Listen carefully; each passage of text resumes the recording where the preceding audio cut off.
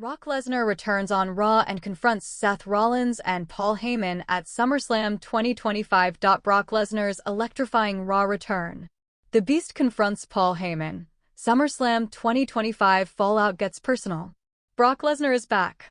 The WWE Universe went absolutely wild when the Beast incarnate made his shocking return on Raw, confronting Paul Heyman in a moment that shook the entire wrestling world. After his stunning SummerSlam alliance with a heel Cody Rhodes, Lesnar's vendetta has become personal, and no one is safe. The lights dimmed inside the Barclays Center, and a familiar feeling of unease blanketed the arena.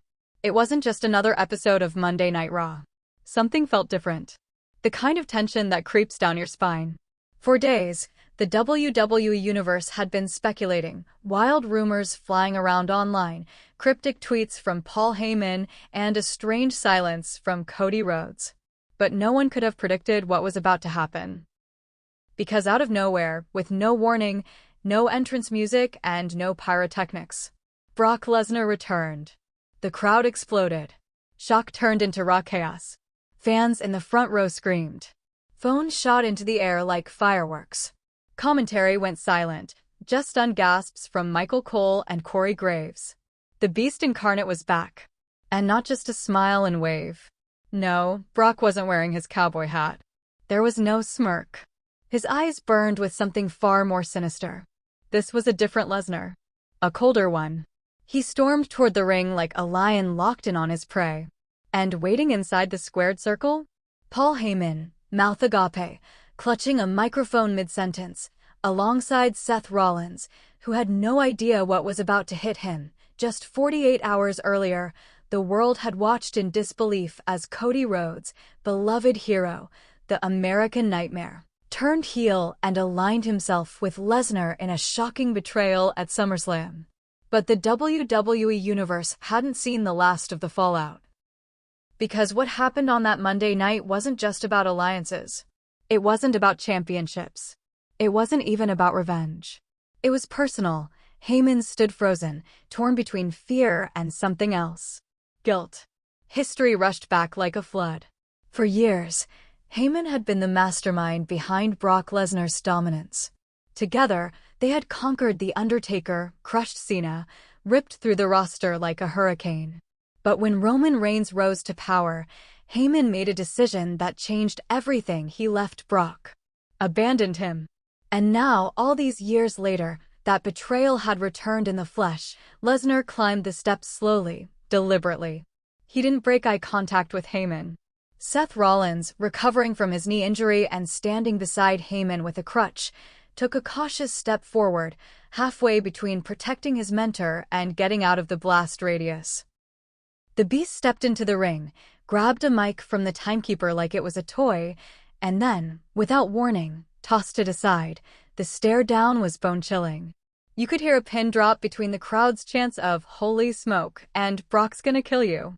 The tension was unbearable. Then, in one terrifying instant, Lesnar lunged not at Rollins, but at Heyman. He grabbed the former advocate by the collar and forced him into the corner, growling inches from his face. "You thought I forgot," Brock growled, his voice like gravel. "You thought you could play Roman, play Seth, play me like we're all your little pawns?" Heyman stammered, his mouth twitching like he wanted to form a response, but no words came. Rollins finally acted. He lunged forward, swinging the crutch like a weapon. Lesnar caught it midair, cracked it over his knee, and threw the broken shaft into the crowd. In a flash, Rollins was hoisted into the air and slammed with a vicious F5 that shook the mat. Heyman dropped to his knees, visibly trembling, but Lesnar didn't follow through. He didn't finish the job. Instead, he leaned over Rollins' broken body and whispered something into his ear, something no one could hear, but everyone could see. His lips moved slowly, intentionally. One sentence. 5 chilling words. "I'm coming for you next." Then he turned back to Heyman, pointed one massive finger in his face, and muttered, "You made this personal." And just like that, Brock Lesnar walked out of the ring. No music. No celebration.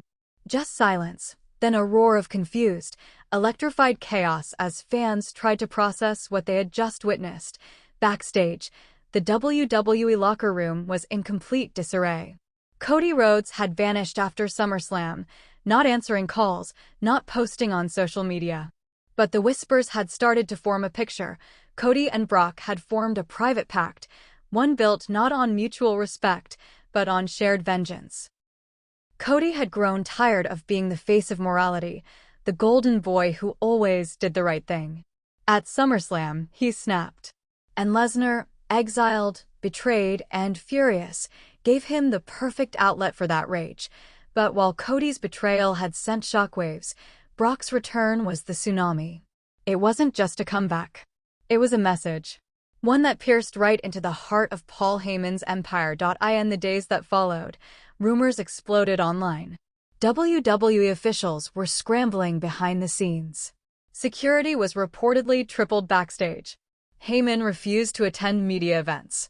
Seth Rollins, meanwhile, had not only aggravated his knee injury during the F5, he was pulled from live events, with his medical status listed as questionable.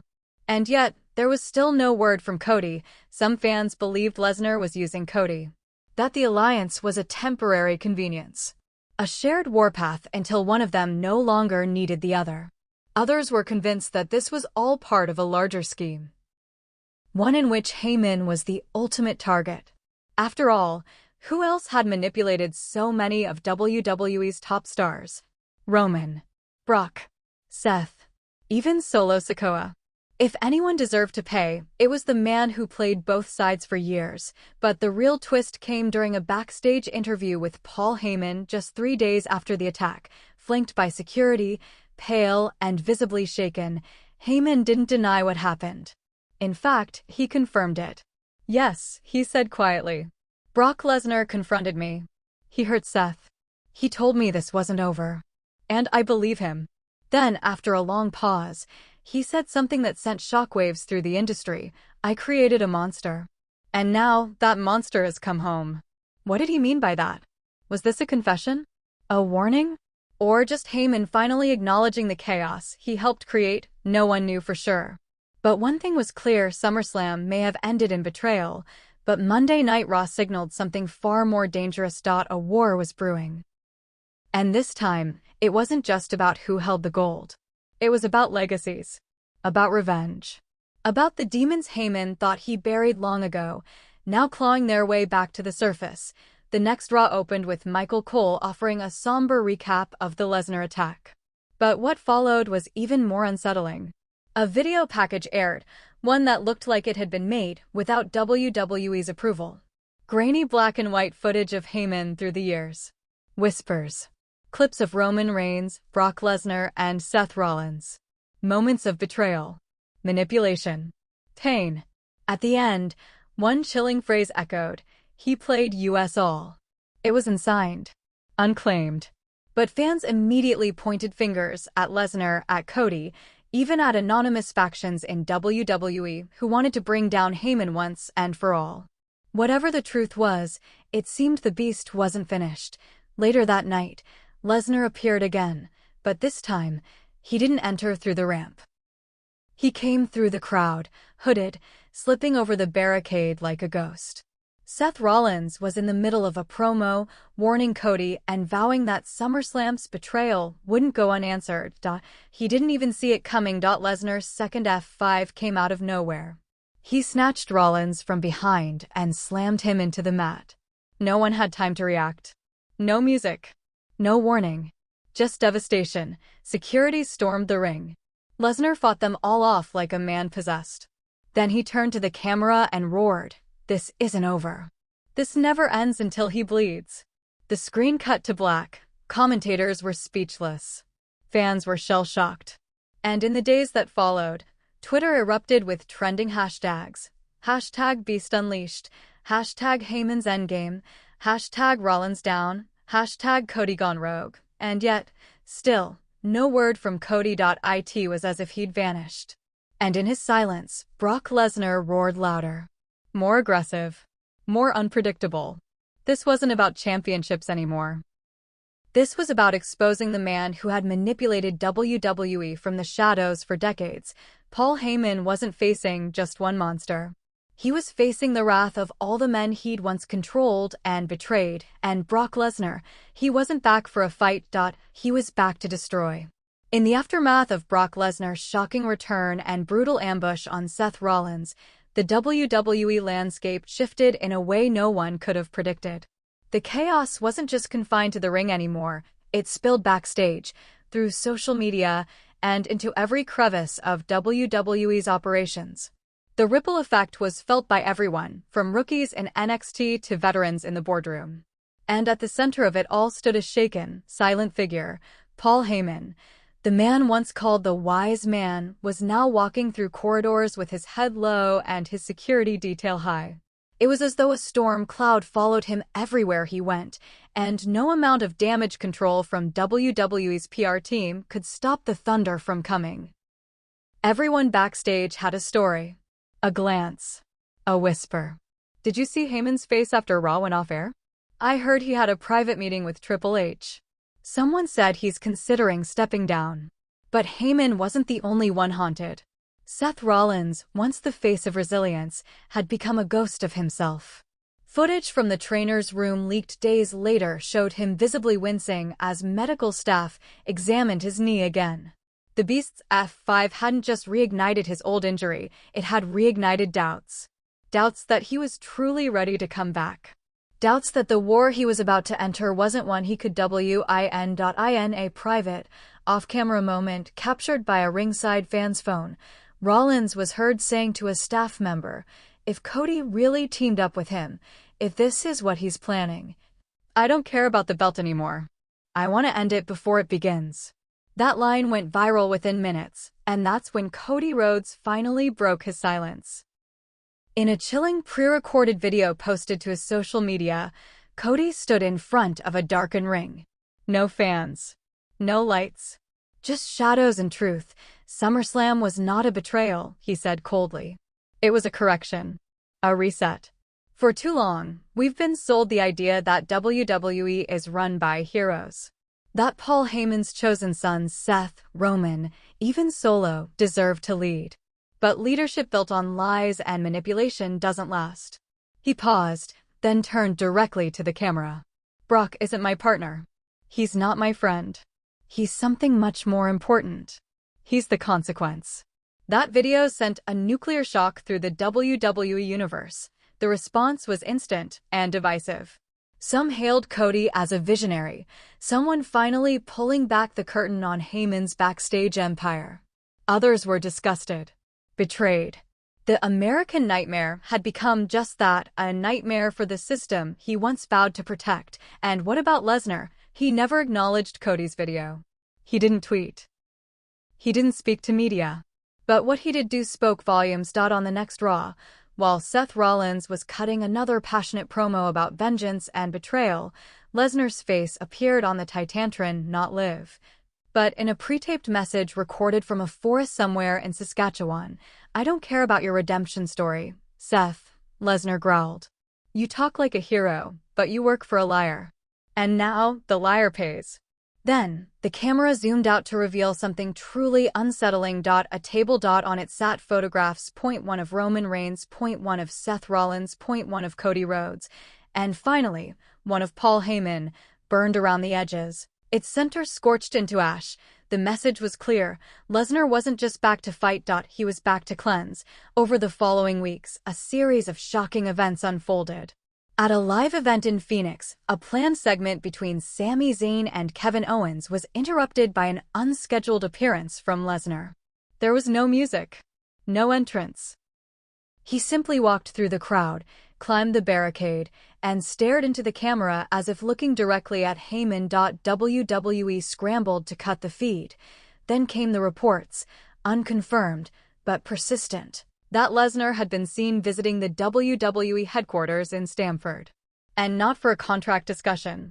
According to one anonymous source within the building, he wasn't there for money. He was asking for old footage, archived promos, backstage tapes, anything related to Heyman. The Beast, it seemed, was digging, and Paul Heyman was unraveling. He stopped attending live events. His locker room presence disappeared. He was missing from creative meetings, production walkthroughs, even the gorilla position, a spot he once ruled like a king. The man who once whispered strategy into the ears of champions now couldn't walk 5 feet without glancing over his shoulder, and WWE's board? They noticed. Triple H was reportedly forced to hold an emergency talent meeting. According to one backstage report leaked to PW Insider, the message was simple: we are not going to let personal vendettas compromise the safety of our performers or the integrity of our product. If this continues, actions will be taken. No one is above consequence. The irony of that statement wasn't lost on fans. Because if there was anyone who believed they were above consequence, it was Heyman. Until now. Meanwhile, Seth Rollins issued an open challenge. Not for a title. Not for a WrestleMania main event. For a fight. Brock Lesnar, he said, his voice shaky but resolute. You want chaos? You want Heyman? Fine. But to get to him, you're going through me. That challenge lit the match. Brock Lesnar accepted, but not in a tweet. Not in a statement. He sent his response by showing up to Rollins' home gym in Iowa. With a handheld camera. He didn't attack. He didn't break anything. He just walked in, filmed himself staring into the lens, and placed a single message on the bench. You're not protecting him. You're hiding him. Then he left. The footage was never officially aired on WWE programming. But a local wrestling reporter leaked it online, and within hours, it had millions of views. At that point, Rollins could no longer hide behind morality. This wasn't about doing the right thing. This wasn't about championship glory. It was survival. He was now the human shield between a man he once trusted and the beast that wanted to rip him apart, and Heyman. He had disappeared entirely. Fans began asking, where was the mastermind? Why wasn't he answering? Why wasn't he defending himself? Some claimed he had fled the country. Others said he was holed up in a private estate in Long Island, unreachable and barricaded. But one thing was certain: the man who once controlled the narrative no longer had a voice. And then, just 1 week before the next major Raw, everything changed again. WWE released a cryptic teaser during the final moments of SmackDown. Black screen. A low heartbeat, then static, and finally, a voice. Faint. Familiar. Terrified. Stop him. Someone please stop him. Then it cut. Fans were left stunned. Was that Heyman's voice? Was it real? Or part of a storyline being stretched too far? The debate exploded across Twitter, Reddit, and wrestling podcasts. Everyone had a theory, but when Monday Night Raw aired again, and the show opened with Paul Heyman in person standing alone in the ring under a single spotlight, the answer was clear. He looked nothing like the man fans once feared. Gone was the suit, the confidence, the smug smirk. He looked haunted. Heyman took a deep breath, then began to speak. I built monsters.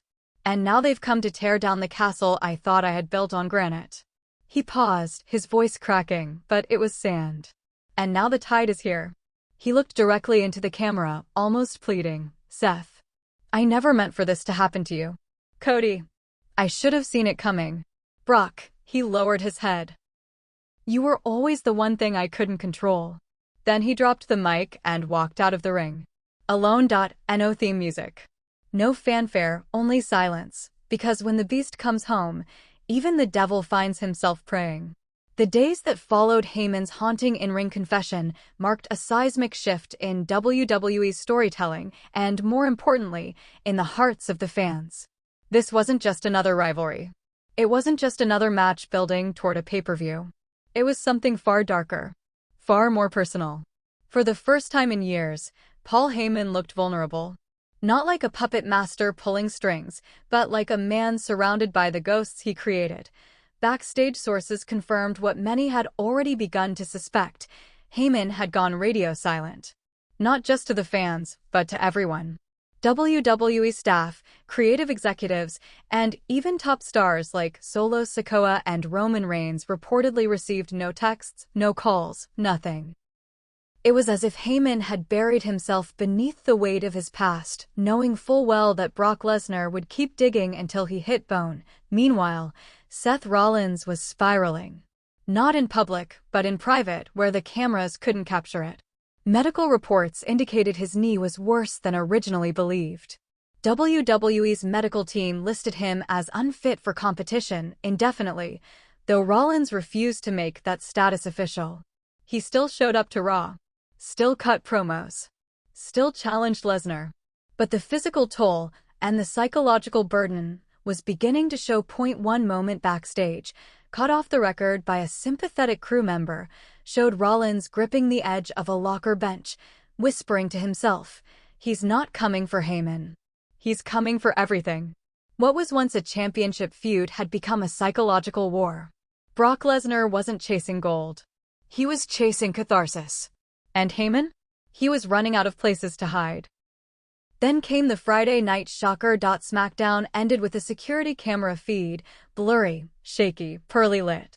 It appeared to be a backroom in the WWE Performance Center. And there, in the middle of the floor, lay a broken table, a chair, a shattered monitor, and Paul Heyman's cell phone crushed underfoot. There was no blood, no screaming, no face. But the implication was clear. Brock had found him. WWE cut the feed immediately. Fans lost their minds. Was it staged? Was it real? Was it Brock? Or someone else? Then, hours later, Cody Rhodes posted a cryptic image to his Instagram story, a single candle burning in a dark room with the caption, "Every king falls. Every prophet is punished." It was the first time Cody had posted anything in nearly 2 weeks. Speculation erupted. Had Cody betrayed Lesnar? Was he the one who led him to Heyman? Or was this all part of their bigger plan? But there was no time to dwell, because WWE announced that on the next Monday Night Raw, Brock Lesnar would speak. And what followed was nothing short of apocalyptic. The arena went black. A lone spotlight hit the ring. Lesnar stood there, sweat dripping down his forehead, fists clenched, breathing like a caged animal. The crowd chanted his name, but he didn't flinch. He waited until the noise died down, until the silence begged for the truth. Then he spoke. "I told you this wasn't about titles," he growled. "This wasn't about WrestleMania moments or 5-star matches. This was about him." He looked dead into the camera. "I built an empire. I destroyed legends. I gave Paul Heyman everything. And he threw it away." His voice trembled.